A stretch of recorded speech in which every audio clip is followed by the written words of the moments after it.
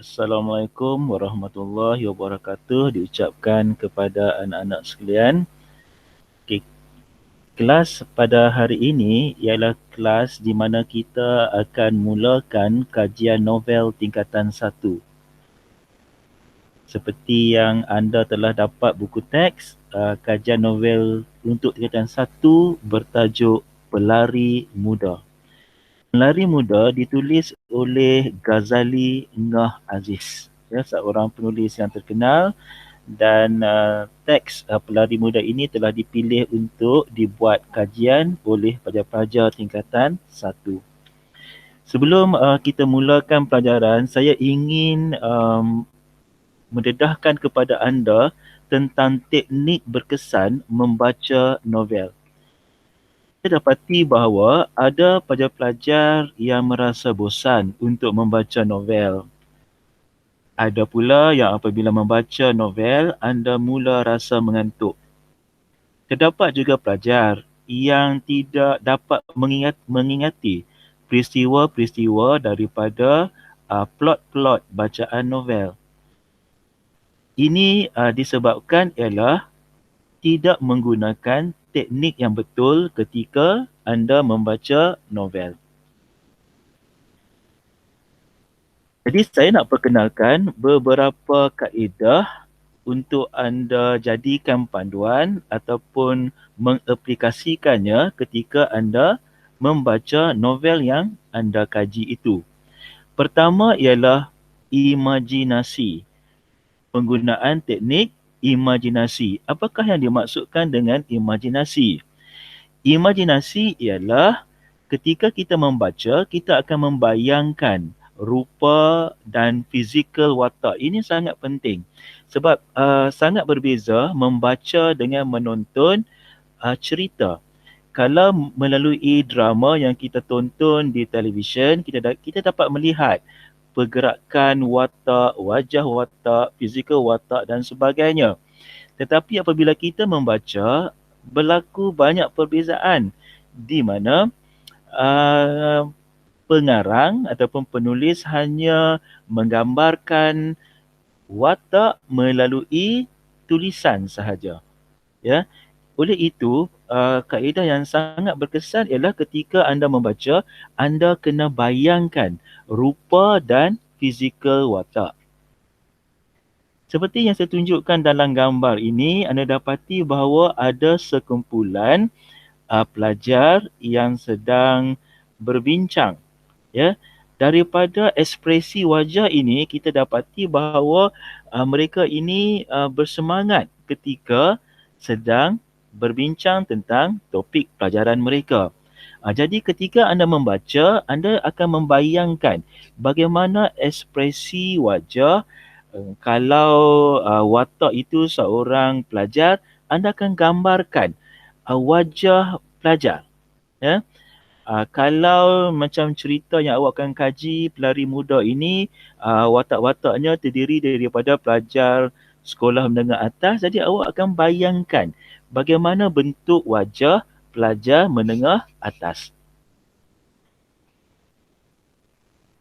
Dalam novel, selalunya watak ada peringkat-peringkat usia. Ya, kalau seorang pelajar pasti akan ada di rumahnya ibu dan ayahnya.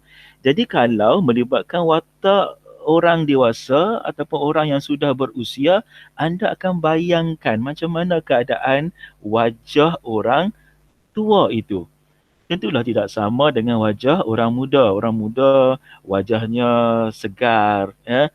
Orang muda wajahnya kulitnya tegang dan sebagainya. Tapi kalau orang tua, anda mungkin boleh membayangkan kedutan-kedutan yang ada pada bahagian pipi, bahagian dahi, dagu dan sebagainya. Mungkin kalau rambut tu awak boleh bayangkan rambutnya ada yang hitam dan ada banyak juga yang nampak putih. Jadi anda kena imajinasikan rupa dan fizikal watak tersebut. Watak terdapat watak protagonis, watak antagonis dan sebagainya. Ada watak baik, ada watak jahat. Tentulah rupa paras wajah orang baik dengan orang yang tidak baik ini ada bezanya. Daripada segi mungkin gaya rambut, mungkin daripada segi pemakaian, identiti itu. Kita dapat bezakan personality watak-watak tersebut. Jadi gunalah teknik imajinasi ketika anda membaca novel. Anda kena nampakkan dengan jelas wajah watak-watak itu. Seterusnya ialah anda akan membayangkan seperti saya sebut tadi, ekspresi wajah, wajah watak, sebab wajah watak akan berubah mengikut situasi. Ada ketika berlaku peristiwa sedih, berlaku peristiwa gembira, berlaku satu mungkin keadaan yang membingungkan dan sebagainya. Jadi anda kena membayangkan ekspresi watak tersebutlah, sama ada marah, geram, rindu, dendam, bangga, keliru, terkejut dan sebagainya. Cuba anda lihat sekarang ini. Ekspresi wajah watak yang sama tetapi ditunjukkan ada 2, 4, 6, ada 10 ekspresi yang berbeza-beza mengikut situasi. Ya. Mungkin gambar yang pertama itu anda dapat melihat wajah pemuda ini dalam keadaan tertanya-tanya, keliru. Gambar yang kedua itu awak nampak terukir senyuman di bibirnya. Ya, nampak dia mungkin dapat berita yang gembira. Jadi ini ekspresi wajah orang yang gembira. Gambar yang ketiga, awak nampak mungkin perasaan, menggambarkan perasaan geli hati. Gambar yang keempat, wajah yang keempat bahagian atas itu menggambarkan wajah yang dia mungkin tak dapat terima satu kenyataan, satu realiti. Dan wajah dia yang kelima, wajah yang menunjukkan dia tidak dapat menerima atau menolak sesuatu yang berlaku dalam kehidupannya ataupun dia sedang berdialog dengan seseorang. Ini ialah ekspresi wajah yang berbeza-beza mengikut keadaan semasa, mengikut situasi yang berlaku pada ketika itu. Seterusnya ialah anda akan membayangkan peristiwa secara keseluruhan. Kalau tadi kita lebih berfokus kepada individu, satu-satu individu itu, tetapi kali ini kita akan membayangkan peristiwa yang berlaku pula. Mungkin melibatkan beberapa orang, mesti ada latar masa, latar tempat dan sebagainya. Awak kena nampakkan dengan jelas ketika penulis menggambarkan peristiwa itu dalam plot-plot ataupun dalam bab-bab novel. Jadi anda kena membayangkan peristiwa tersebut. Mungkin dalam cerita itu, kalau cerita tingkatan 2 menuju puncak, berlaku satu kebakaran. Berlaku satu letupan yang kuat melibatkan kebakaran sebuah tangki. Jadi awak akan gambarkan peristiwa tersebut dengan jelas dalam minda anda. Anda akan gambarkan asap berkepul-kepul keluar, api yang marak berwarna merah, orang berkumpul, adanya pasukan bomba dan sebagainya. Jadi anda kena bayangkan peristiwa itu dengan jelas dalam pemikiran anda. Mungkin penulis gambarkan pula satu ketika watak utama ataupun watak-watak sampingan berada di satu kawasan pekerjaan. Mungkin berada di kampung, di sebuah kebun, menanam tembikai. Jadi anda boleh bayangkan pokok-pokok tembikai, buah-buah tembikai yang besar, mungkin telah pun dibelah berwarna merah, anda akan warnakan.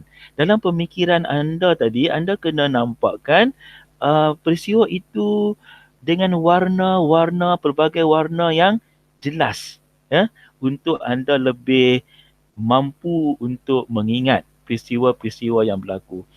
Peristiwa-peristiwa yang berlaku dalam novel ini sangat penting untuk anda ingat, kerana setiap jawapan yang anda beri ketika menjawab soalan mesti disokong oleh peristiwa-peristiwa yang berkaitan dengan soalan yang dikemukakan. Kalau soalan itu tentang nilai-nilai baik, anda kena beri contoh satu peristiwa yang menggambarkan nilai baik yang dilaksanakan ataupun yang telah pun disempurnakan oleh watak itu. Peristiwa itu secara keseluruhan. Jadi kalau satu peristiwa yang watak sedang berdialog, bercakap, kemudian ada berlaku krisis, konflik antara watak, berlaku pertengkaran. Jadi awak akan gambarkan macam mana orang sedang bertengkar. Ya? Dan sebagainya lah. Jadi peristiwa-peristiwa yang berlaku itu perlu digambarkan dalam pemikiran anda. Okay, seterusnya ialah tempat. Latar tempat ini sangat penting sebab semua peristiwa mesti ada latar tempat. Peristiwa akan berlaku di lokasi-lokasi tertentu. Jadi awak kena nampakkan juga tempat itu. Kalau seseorang itu kerjanya membela ikan air tawar, mungkin awak akan gambarkanlah satu kolam, kolam di tepi sawah, kemudian nampak seseorang sedang memberi makan ikan, ikan timbul di situ. Ada pokok-pokok yang menghijau dikeliling tempat penternakan ikan air tawar itu. Jadi awak akan visualize, awak akan nampakkan tempat tersebut. Kalau tiba-tiba plot-plot tertentu pula didapati watak bersama keluarga pergi makan di sebuah restoran. Kemudian digambarkan bagaimana keadaan restoran itu, hiasan yang ada di situ. Kadang-kadang penulis akan menghidupkan cerita dengan memberi gambaran yang terperinci tentang tempat. Jadi gambarkanlah tempat itu mengikut apa yang telah pun dilukiskan melalui perkataan oleh penulis. Ya. Seterusnya ialah awak akan berimajinasi tentang watak lagi, tetapi lebih kepada menghayati, menyelami perasaan watak. Anda akan turut rasa kecewa apabila watak kecewa. Anda akan turut rasa sedih, tidak puas hati, risau, gementar seperti yang dirasai watak. Ini maksudnya menghayati. Menghayati perasaan watak. Seseolah kita berada dalam emosi watak itu. Watak emosi ini terbahagi kepada beberapa keadaan. Mungkin watak akan sedih, mengalir, diceritakan bahawa berderai air mata keluar daripada kelopak mata watak itu. Jadi awak gambarkanlah keadaan kesedihan itu. Ada satu ketika mungkin watak beremosional, dia rasa marah. Jadi bayangkanlah wajah marah itu dan awak turut merasai kemarahan watak itu. Selalunya akan ada krisis lah. Penulisan, novel, cerita, adanya krisis, adanya konflik antara watak. Jadi timbulnya emosi tidak puas hati. Jadi gambarkan wajah tidak puas hati tersebut. Wajah terkejut dan sebagainya. Okay? Teknik membaca novel seterusnya ialah kena ada pemikiran yang kritis ketika anda membaca novel. Mungkin ketika membaca itu anda boleh tidak bersetuju dengan tindakan-tindakan watak. Mungkin pada anda bahawa watak itu tak patut mengambil tindakan kepada watak-watak sampingan yang lain. Bagi awak rasa macam terkeluar daripada nilai kemanusiaan. Jadi awak boleh wujudkan perasaan tidak setuju tersebut. Ya, dalam pemikiran anda, anda boleh cadangkan, mungkin sambil membaca, boleh fikir bahawa, sepatutnya watak ini bertindak dengan cara yang lebih positif, ya, untuk menyelesaikan konflik yang berlaku. Jadi, dalam pemikiran anda tadi, anda boleh ada cadangan-cadangan yang lebih baik dilakukan oleh watak-watak tertentu. Okey. Anda boleh membuat andaian juga, ya. Anda mungkin nampak kesan kepada perilaku watak. Kalau didapati bahawa berlaku peristiwa watak mencuri, ya, mengambil benda-benda berharga daripada sebuah rumah, anda boleh nampak kesannya. Apa yang akan berlaku kepada watak hasil daripada tindakan itu.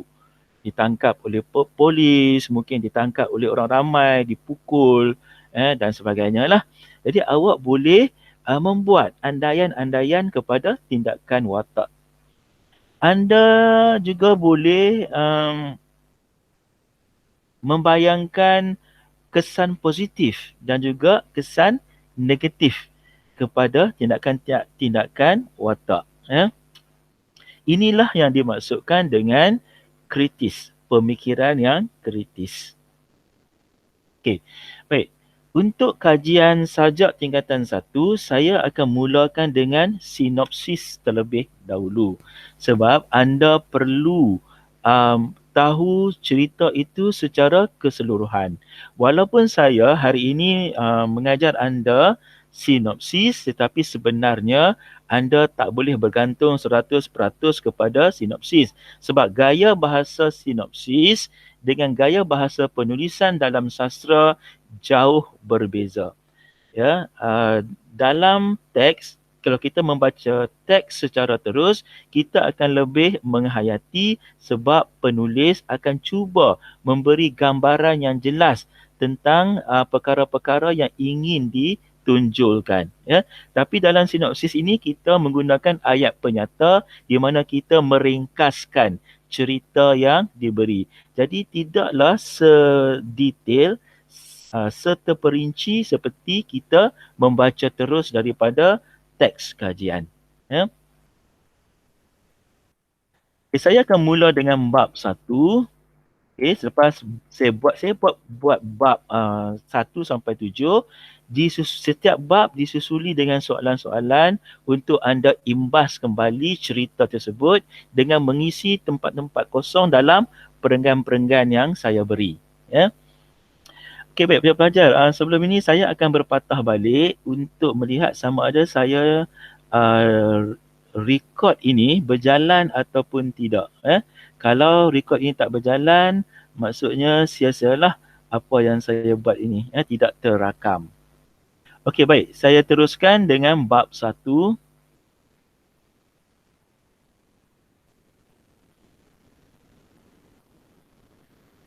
Okey, bab 1 bermula dengan cerita di mana menunjukkan watak utama. Dalam bab 1 sudah pun diperkenalkan watak utama. Watak utama dalam novel ini ialah Kamarul. Setelah pulang berjoging, Kamarul menunjukkan sikap yang berbeza daripada biasa. Dimulakan dengan cerita macam inilah. Kamarul pulang berjoging dan terdapat keadaan yang berbeza pada diri Kamarul. Perubahan sikap Kamarul disedari oleh ibunya, Mak Jah. Sekarang anda boleh membayangkan Kamarul, dia merupakan seorang atlet. Kemudian dia balik daripada satu tempat, mungkin dia balik daripada latihan, larian. Kemudian mak dia sebagai ibu ni, ibu yang melahirkan anak, dia akan sedar tentang perubahan tingkah laku anak dia. Mak dia cepat dapat kesan. Jadi anda sekarang membayangkan bahawa Mak Jah ini sedang memerhati Kamarul dan dia sedar bahawa ada perubahan pada sikap Kamarul ini. Mak Jah mula mengesyakilah. Sebagai ibu, dia mula membuat andaian tadi. Mak Jah mengesyaki perubahan itu kerana pergaduhan dengan Saridah. Okey, watak yang ketiga yang diperkenalkan di sini ialah Saridah. Saridah dalam novel ini merupakan watak sampingan yang penting. Ya. Jadi Mak Jah tadi mengesyakilah. Anak dia Kamaru tadi berubah. Mungkin kesan daripada pergaduhan dengan Saridah. Sangkaan Mak Jah itu benar. Ya, memang selalu macam itulah. Apa yang mak fikir itu selalunya betul. Ya. Jadi betul lah sangkaan Mak Jah apabila Kamarul mengakui bahawa berlaku sedikit salah faham dengan Saridah. Saridah ini merupakan kawan baik kepada Kamarul. Jadi berlakulah sedikit salah faham daripada dialog, daripada pertuturan percakapan mereka ini adalah sesuatu yang tak kena berlaku. Okay? Saridah sebenarnya menegur sikap Kamarul. Kamarul dah berubah. Jadi sebagai kawan baik, kawan rapat, Saridah menegur sikap Kamarul. Kenapa? Kamarul ini telah menjauhkan diri daripadanya, daripada Saridah sendiri. Bahkan Kamarul juga tidak lagi begitu mesra, tidak lagi begitu rapat dengan kawan-kawan lain. Ya. Ini berlaku kerana Kamarul menjadi terkenal sebagai atlet sukan lumba lari 100 meter pada peringkat yang tinggi, iaitu peringkat antarabangsa. Jadi kita dapat melihatlah perwatakan seorang anak muda apabila menjadi terkenal, mula berlaku perubahan kepada diri dia. Ya. Dan perkara ini disedari oleh Saridah, dan Saridah pada suatu ketika bila berjumpa dengan Kamarul telah menegur Kamarul tentang hal ini. Bagaimana Kamarul menerima apabila kawan tadi, Saridah tadi menegur diri dia? Jadi Kamarul ni dia berasa resah. Dia mula merasa resah sebab ketika Saridah menegur dia, dia mungkin rasa tidak setuju dan berlakulah pertengkaran ketika itulah. Dan sekarang ini Kamaru rasa resah dan dia mencari Saridah untuk memohon maaf. Okay, ini pengkisahan yang terdapat dalam bab 1. Okay? Sekarang anda akan membuat latihan. Latihannya ialah anda akan mengisi tempat-tempat kosong dengan perkataan yang tepat. Ya.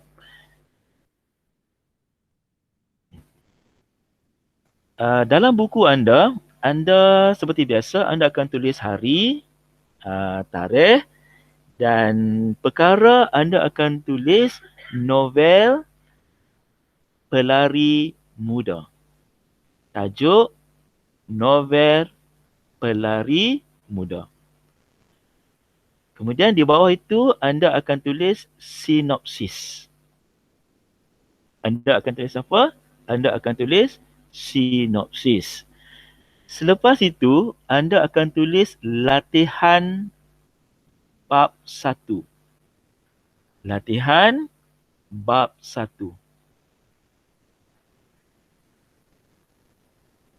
Okay, saya akan paparkan semula sinopsis bab 1 tetapi ada ruang tempat-tempat kosong yang sudah berlabel 1, 2, 3, 4, 5 hingga 10 dan anda akan mengisi perkataan yang tepat bagi melengkapkan ayat-ayat tersebut. Okey, ayat yang pertama. Setelah pulang berjoging, siapa yang menunjukkan sikap yang berbeza daripada biasa? Okay, tadi saya dah terangkan. Siapa dia? Yang balik aja berjoging, dah telah pun menunjukkan sikap yang berbeza. Sekarang anda isi. Apa nama watak tersebut? Tulis sekarang. Ayat kedua, perubahan sikap Kamaru disedari oleh siapa? Oleh ibunya. Jadi apakah gelaran yang penulis beri kepada ibunya? Ataupun apakah nama panggilan kepada ibu Kamarul? Tulis jawapan sebagai nombor 2.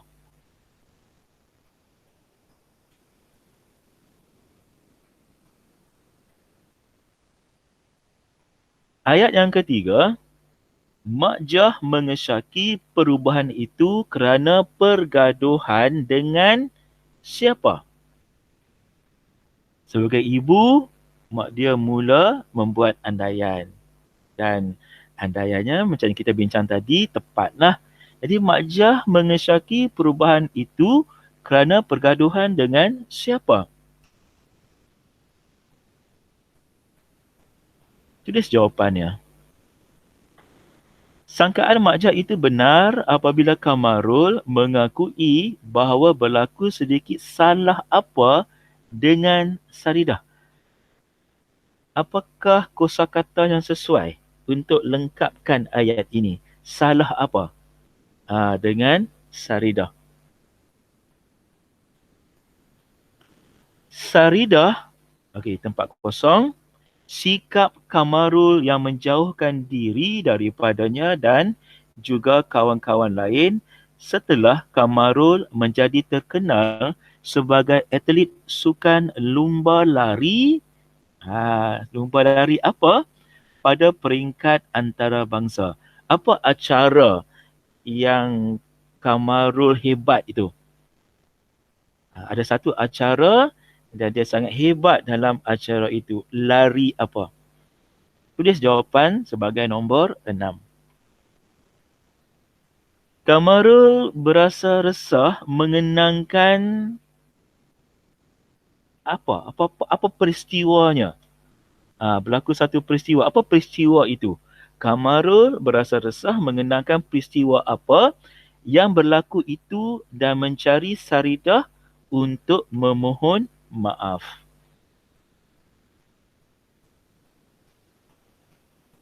Okey, saya beri masa 1 minit untuk anda mengisi tempat-tempat kosong. Ada 7 perkataan yang perlu anda isi dengan betul.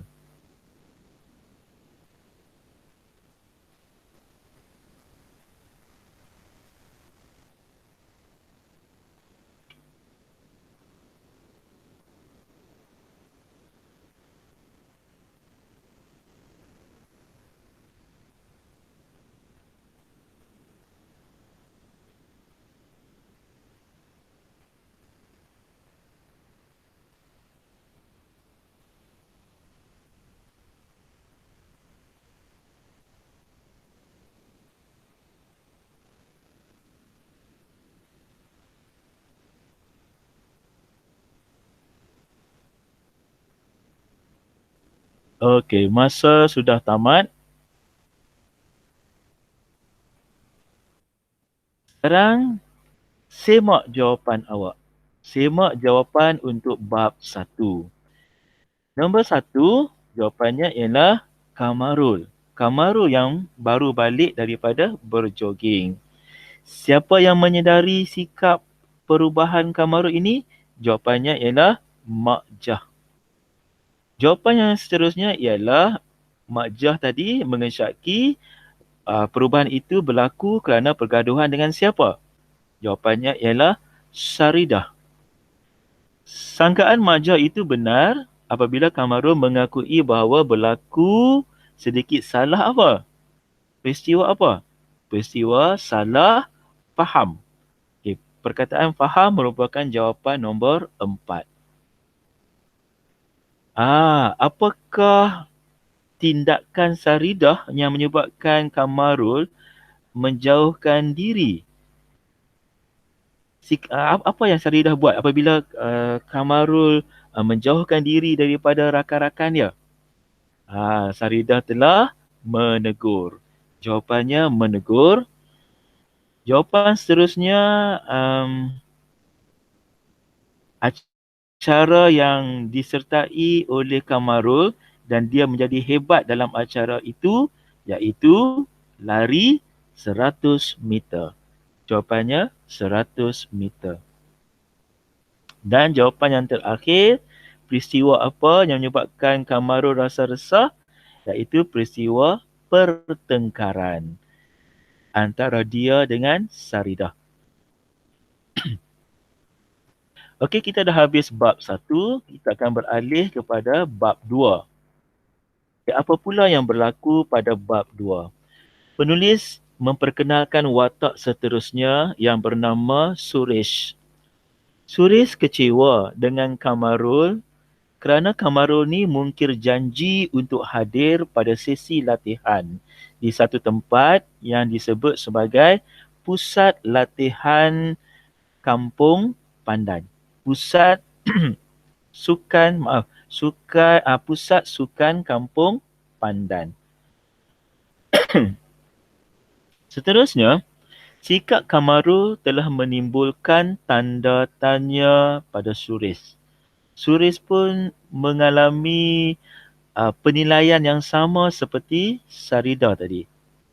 Suresh pun tertanya-tanya kenapa Kamarul telah berubah. Tanda tanya ini bermaksud dalam pemikirannya banyak tanda soal, banyak berfikir, mencari jawapan kenapa Kamarul berubah sikap. Seterusnya ialah Encik Kadir. Siapa Encik Kadir ini? Encik Kadir ialah jurulatih. Encik Kadir selaku jurulatih pula risau dengan prestasi Kamarul. Siapa Encik Kadir? Encik Kadir ini jurulatih. Sebagai orang yang melatih Kamarul, dia juga risau apabila melihat perkembangan prestasi Kamarul. Latihan pada petang itu dijalankan seperti biasa. Apabila hari semakin dekat dengan pertandingan, maka latihan terus diadakan setiap hari. Jadi latihan pada petang itu dijalankan seperti biasa. Oleh sebab Kamarul tidak hadir, acara 100 meter terpaksa dibatalkan. Encik Kadir tertunggu-tunggu. Asyik tengok jam di tangan. Mana Kamarul tak muncul-muncul. Tapi sudah sekian lama sampai dah lewat petang, didapati bahawa Kamarul memang tidak hadir. Maka terpaksalah jurulatih yang bernama Encik Kadir ini membatalkan acara latihan 100 meter. Semasa tamat latihan, Suresh pulang ke rumah. Sewaktu sampai di laman rumah, Saridah datang bertemu Suresh. Untuk apa? Untuk bertanya tentang Kamarul. Sahabat tadi, jumpa sahabat yang lain, iaitu Suresh. Atas sebab yang sama, iaitu nak bertanya tentang Kamarul. Suresh mula muskil dengan punca masalah yang berlaku antara Saridah dengan Kamarul. Suresh pula muskil ini maksudnya dia agak dia rasa keadaan ini berlaku kemungkinan besar puncanya ialah ada sesuatu yang tak kena antara Saridah dan Kamarul. Walau bagaimanapun, Saridah berharap masalah yang dihadapinya tidak diperbesar-besarkan. Ini harapan Saridah. Dia tak maulah isu ini berpanjangan. Dia tak mau isu ini sampai seluruh kawan-kawan lain tahu tentang konflik yang berlaku antara dia dengan Kamarul. Dia harap Kamarul tak bercerita panjang. Dia pun berharap Suresh tak orang kata bercerita ataupun menyampaikan berita ini kepada orang-orang lain. Jadi ini perkara ataupun cerita yang terdapat dalam bab 2. Okey. Ada beberapa fakta yang perlu anda ingat dalam cerita ini, dalam bab 2 ini. Antaranya ialah tempat latihan diadakan. Ini latar tempat. Seterusnya, peristiwa-peristiwa yang berlaku, tentang Suresh ini. dalam pemikiran Syuris, apa yang ada? Dan apa tindakan jurulatih yang bernama Encik Kadir ini? Ya, apabila berhadapan dengan situasi Kamarul tidak hadir ke pusat latihan sukan. Apa yang berlaku pula pada plot di mana Suresh balik ke rumah? Siapa yang datang? Kenapa orang ini datang? Dan apa yang ada dalam hati orang yang datang bertemu dengan Suresh? Ini beberapa fakta peristiwa yang perlu anda ingat.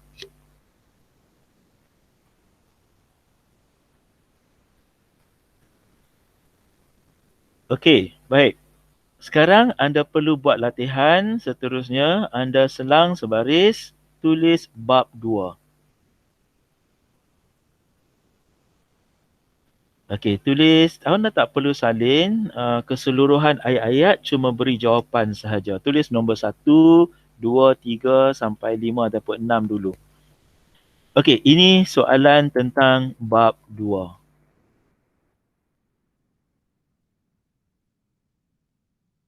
Okey, apa yang perlu diisi pada nombor 1? Lengkapkan nama pusat latihan. Apakah nama pusat latihan di mana Suresh, Kamarul, Sarida menjalani latihan? Kampung apa? Ayat yang kedua, soalan yang kedua, sikap Kamarul telah menimbulkan tanda apa kepada Suresh? Tulis perkataan tersebut. Menimbulkan tanda apa kepada Suresh? Encik Kadir selaku apa? Apa jawatan Encik Kadir? Dan Encik Kadir berasa risau. Risau tentang prestasi Kamarul yang agak merosot. Soalan keempat. Apa tindakan Encik Kamarul apabila Kamarul tidak berjaya hadir pada sesi latihan? Apa tindakan Encik Kadir?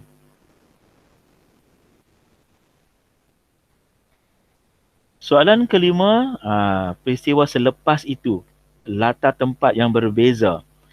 Sewaktu sampai di laman rumah, siapa yang datang?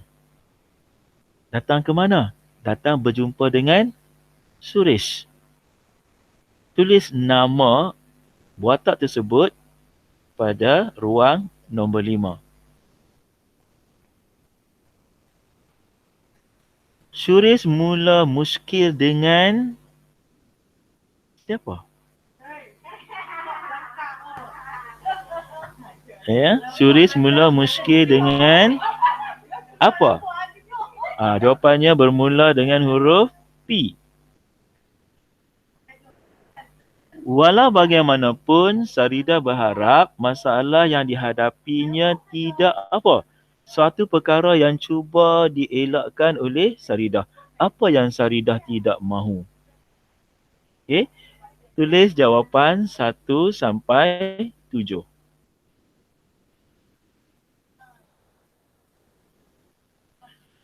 Saya beri masa lebih kurang 1 minit dari sekarang.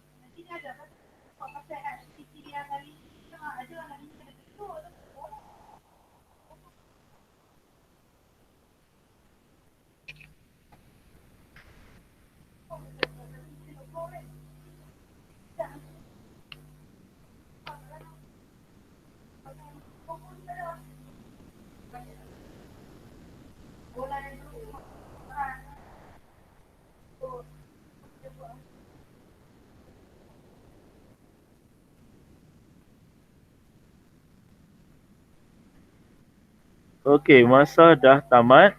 Kita lihat jawapan bab 2. Okey, ini jawapan bab 2. Nama penuh bagi pusat latihan. Nama penuh bagi pusat latihan ialah Pusat Sukan Kampung Pandan, Anda perlu tulis perkataan pandan. Nombor 2, menimbulkan tanda tanya kepada Suresh. Jawapan yang ketiga ialah Encik Kadir ini sebagai jurulatih, risau tentang Kamarul. Seterusnya ialah terpaksa dibatalkan bila Kamarul tidak hadir. Jawapannya dibatalkan. Yang datang berjumpa Suresh ialah Saridah. Kemudian Suresh muskil dengan punca masalah. Seterusnya ialah perkataan diperbesar-besarkan. Ini yang nak dielakkan oleh Sarida.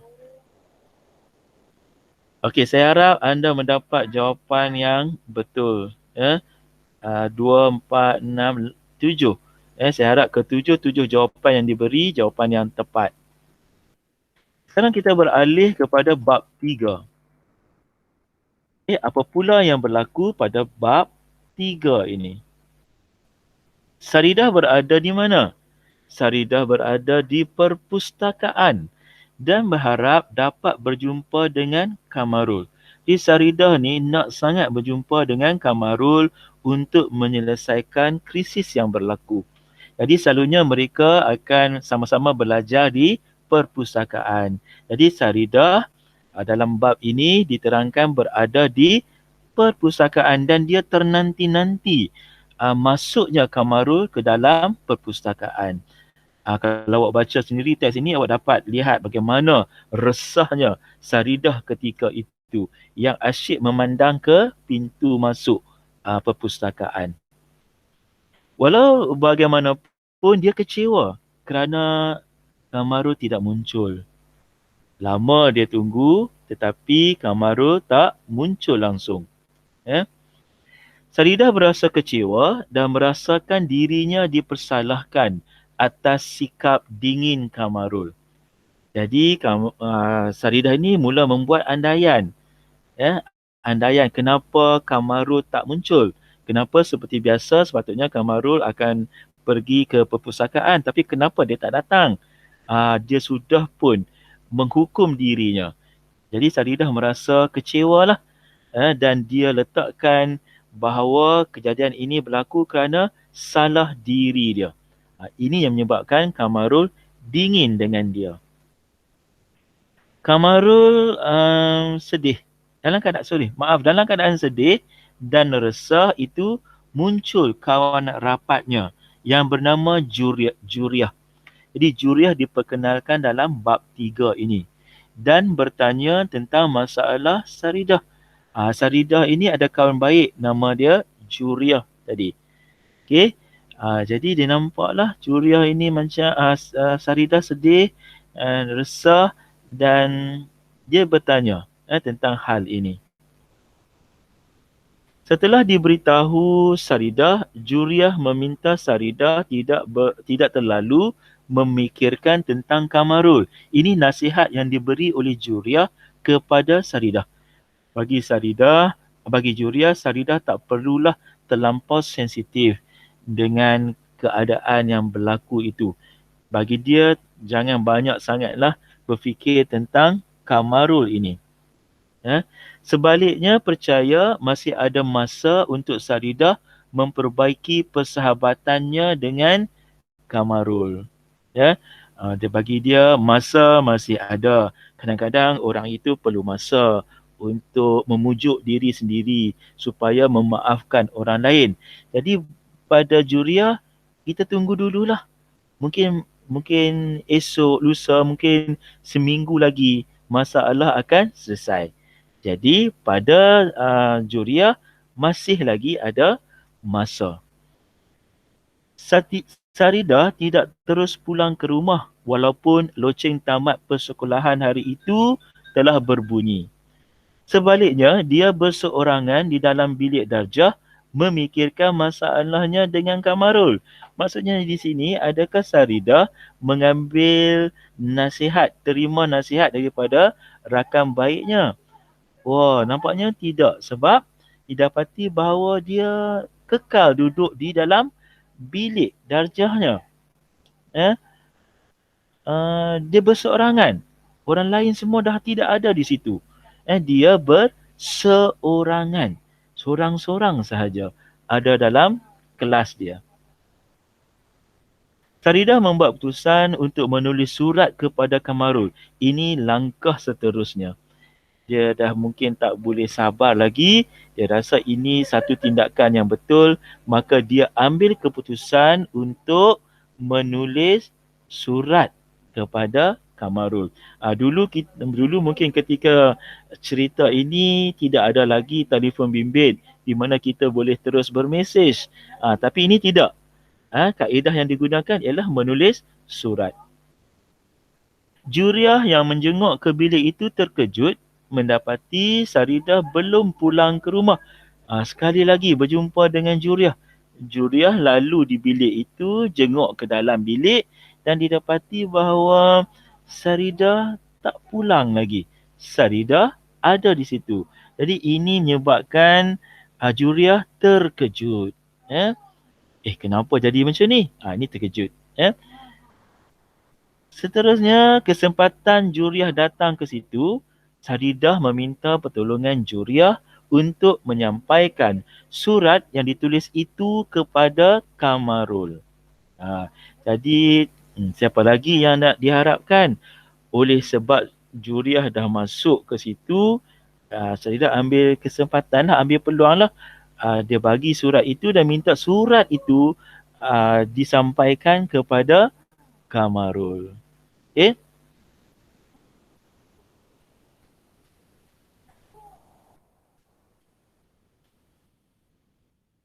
Sila jawab soalan bab 3. Farida berada di mana ketika dia tunggu kemunculan Kamarul? Latar tempat, nyatakan latar tempat pada jawapan nombor 1.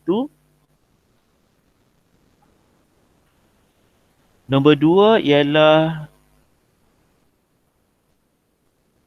walau bagaimanapun dia kecewa kerana Kamarul tidak apa. Sepatutnya Kamarul datang ke situ tapi tidak apa. Kalau sebagai clue kepada jawapan huruf M. Jawapan bermula huruf M. Apa jawapan nombor 3? Dalam diri Saridah tadi, dia rasa kecewa dan merasakan dirinya apa?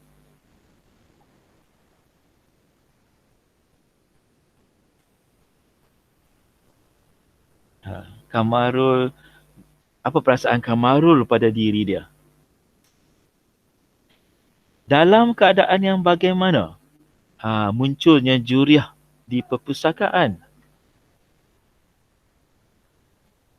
Setelah diberitahu Saridah, Juriah meminta Saridah tidak terlalu apa tentang Kamarul. Apa nasihat yang diberi oleh Juriah kepada Saridah?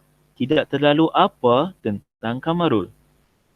Dan nombor 6, sebaliknya percaya masih ada apa untuk Saridah memperbaiki persahabatannya dengan Kamarul. Masih ada apa? Faktor apa? Nombor 7. Apa yang berlaku pada Saridah? Loceng dah bunyi. Adakah Saridah balik? Tidak. Sebaliknya dia apa di dalam bilik darjah? Tak ada orang. Saridah membuat keputusan untuk menulis apa kepada Kamarul? Juriah satu ketika menjenguk ke bilik itu. Bila dia jenguk, bagaimana keadaan Juriah? Bila dia dapat lihat Saridah belum pulang ke rumah. Sorang-sorang aja yang ada di bilik darjah. Dan soalan yang terakhir, sekali lagi, Saridah minta tolong Juriah. Minta tolong Juriah sampaikan apa kepada Kamarul? 1 minit untuk anda lengkapkan jawapan.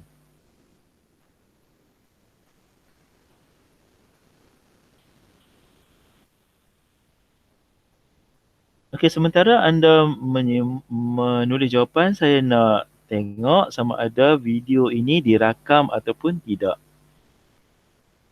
Okey, alhamdulillah nampaknya sedang direkod. Okey. Terus menulis jawapan.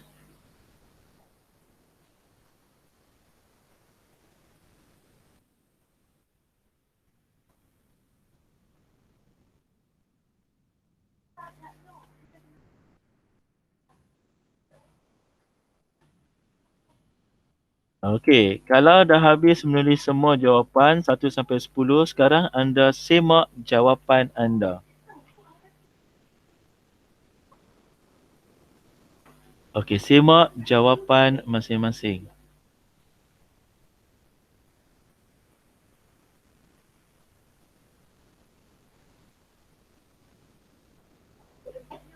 Okey, jawapan nombor 1 perpustakaan, jawapan nombor 2 muncul, jawapan nombor 3 dipersalahkan, jawapan nombor 4 sedih, jawapan nombor 5 memikirkan, jawapan nombor 6 masa, jawapan nombor 7 berseorangan, nombor 8 surat, nombor 9 terkejut dan jawapan nombor 10 sekali lagi perkataannya ialah surat. Ya. Tahniah jika anda mendapat jawapan semua betul. Okay, sekarang kita akan beralih kepada bab 4. Apa yang berlaku dalam bab 4 ini? Mak Jah. Ingat tak siapa Mak Jah? Mak Jah ialah ibu kepada Kamarul. Dia Mak Jah memerhati gelagat. Apa maksud perkataan gelagat? Gelagat ialah kelakuan. Gelagat, tingkah laku anaknya. Mak Jah terbayang keresahan yang dialami Kamarul. Mak Jah sebagai ibu, dia dapat rasa bahawa Kamarul sekarang ini sedang gelisah, sedang resah. Jadi Mak Jah terbayang keresahan yang dialami Kamarul.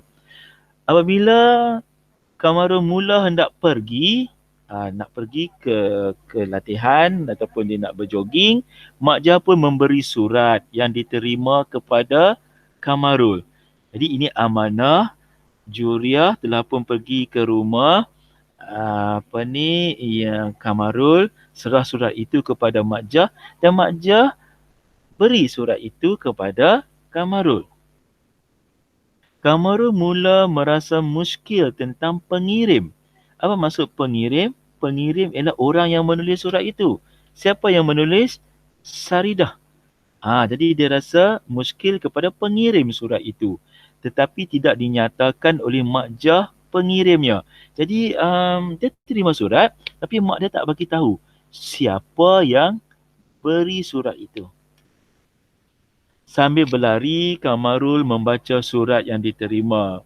Dia sedang berjoging. Sambil jogging tu dia buka surat dan dia mula baca surat itu. Kamarul terkejut kerana surat itu datangnya daripada Saridah. Hatinya terharu dengan kejujuran Saridah menulis. Dalam surat itu, Saridah telah menyampaikan isi hati dia tentang konflik yang berlaku. Dan Kamarul terkejut. Ini ialah emosi Kamarul. Jadi awak boleh membayangkan wajah Kamarul terkejut. Dan dia rasa respect dengan kejujuran. Dia rasa terharu dengan kejujuran Saridah. Kamarul terus berjoging masuk ke satu tempat iaitu ke Stadium Merdeka. Ini berlaku maksudnya di Kuala Lumpur lah. Melihat suasana di stadium yang luas itu, Kamarul terbayang dirinya sedang beraksi dan penonton pula bersorak dengan bersemangat menjerit-jerit nama dia. Namanya. Dia bayangkan. Dia bayangkan bahawa dia tengah berlari dan penonton semua bersorak-sorak. Kemudian jerit-jerit nama dia untuk memberi semangat kepada dirinya. Khayalan Kamarul kemudiannya terganggu. Maksudnya ketika dia asyik terbayang keadaan itu, ketika dia menerima sokongan yang hebat daripada penonton, dia ada berlaku sesuatu kemudian terhenti lamunan dia. dan dia meraung sekuat hati. Dia pun macam meraung ni maksudnya menjerit sekuat hati di dalam stadium itu. Dan kemudian dia berlari keluar dari stadium dengan perasaan sayu mengingatkan Saridah. Ini maksudnya kesan yang mendalam kepada Kamarul. Begitu juga dengan Saridah. Apabila menerima surat ini, macam pemikiran Kamarul sedikit terganggu dan dia asyik memikirkan hal Saridah.